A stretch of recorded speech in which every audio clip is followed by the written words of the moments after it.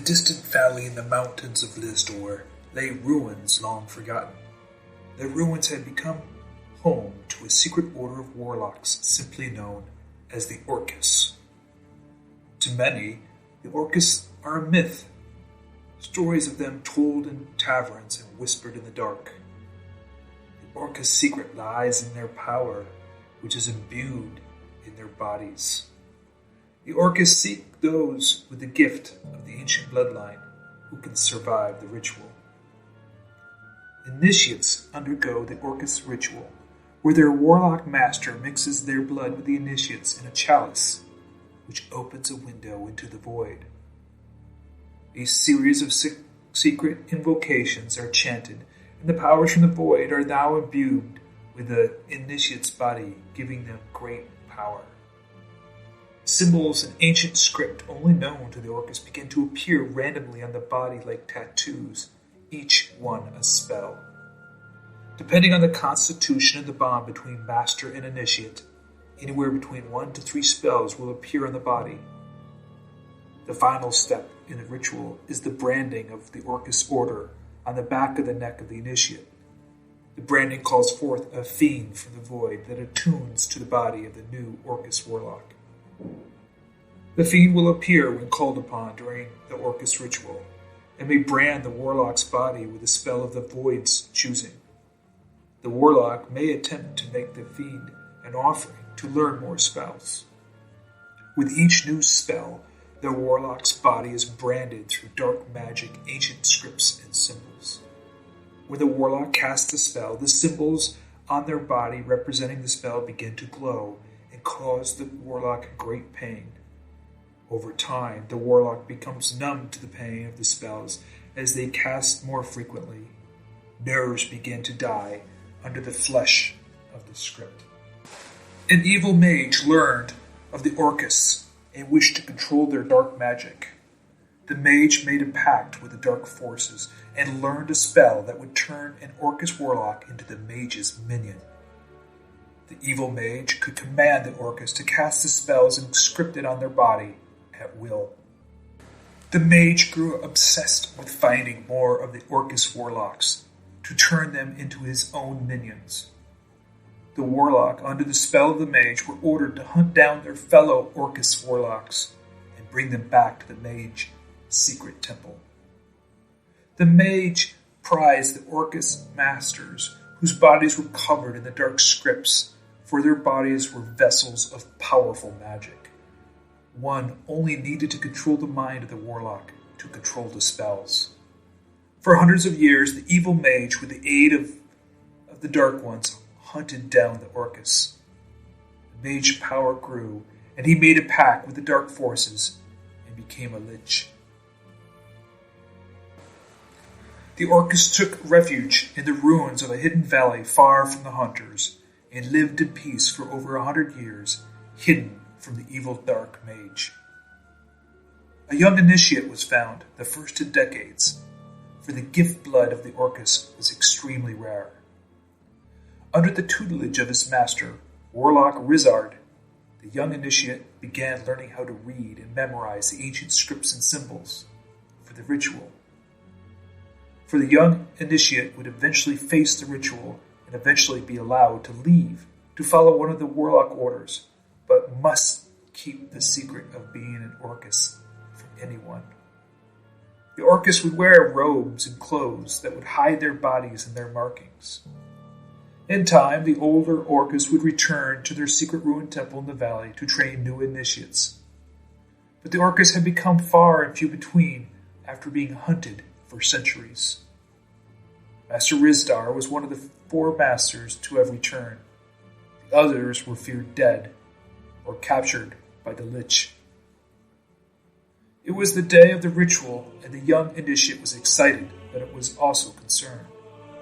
For he was told of the great suffering he would bear during the ritual. But with great pain comes great power and responsibility. He had arrived in the temple beneath the ruins. The 4 masters stood in an open circle and welcomed the young initiate to come forth and stand atop the step, closing the circle. Master Rizdar placed the chalice in the center, and placed a skull next to the chalice of an ancient Warlock master. He cut his wrist and let the blood drip into the chalice, and he nodded to the young initiate to step forward and hold out his wrist. The master carefully slit the wrist of the young initiate and let the blood drip into the chalice.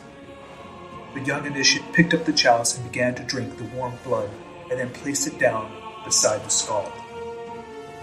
Smoke began to rise from the chalice, engulfing the room, and then began to fade. The walls had disappeared in the temple, giving way to the night sky, and a void appeared in the middle of the room.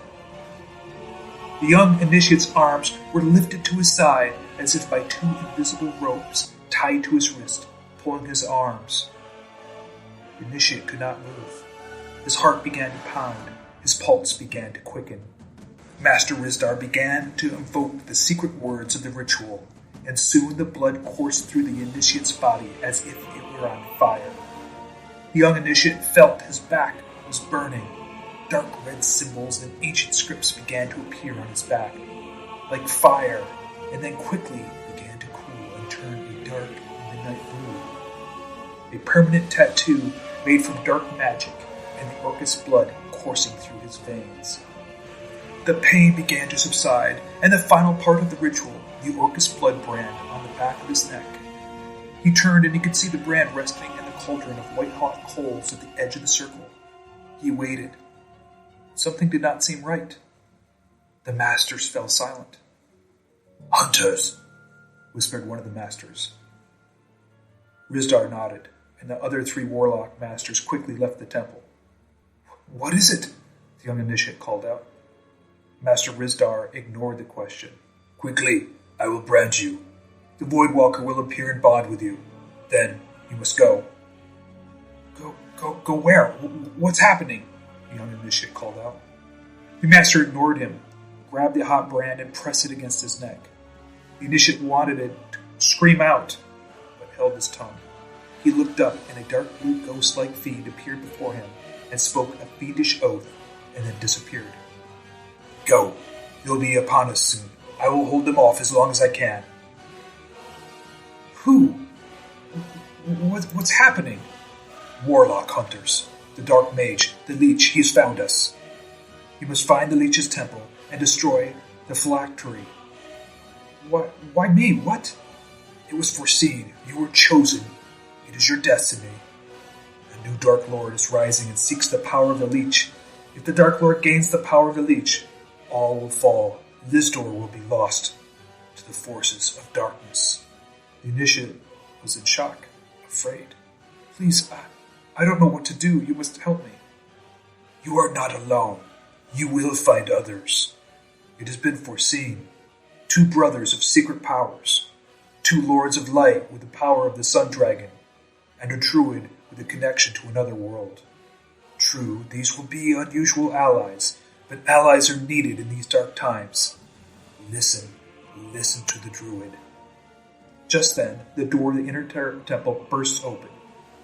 4 dark Warlock hunters, eyes white, skin as black as night, stand before them. Master Rizdor turned towards the dark Warlock hunters and cast a force cage. Rocks from the ancient temple quickly form around the dark Warlocks. "Go, now! The old ruins at the edge of the river, we will find a bag hidden. I'm not sure how long I can hold them. Leave." The young initiate runs out the temple through the secret passage. He continues to run without stopping, shirtless, to the ruins far from the temple along the river. He finds the hidden bag among the rocks, containing all his worldly possessions. He's in great pain and needs to rest, just but for a moment, to catch his breath. He quickly falls asleep, and his mind fills with dreams. An old woman appears in his dreams and whispers, "Seek the village of Wormwood." He wakes the next morning. The day before seems so unreal, a distant memory. The sun begins to rise, and he notices a card on his chest. The Diviner. He remembers the dream. Seek the village of Wormwood. For days he travels through the valley and mountains of Lizdor, and learns of a small village of Wormwood. He arrives at the small river and stone bridge. just beyond the town. Tired from the long journey, he spots a quiet inn that looks inviting with a sign that reads, Bear and Bow Inn. Welcome to the Legends of Barovia. Your quest begins.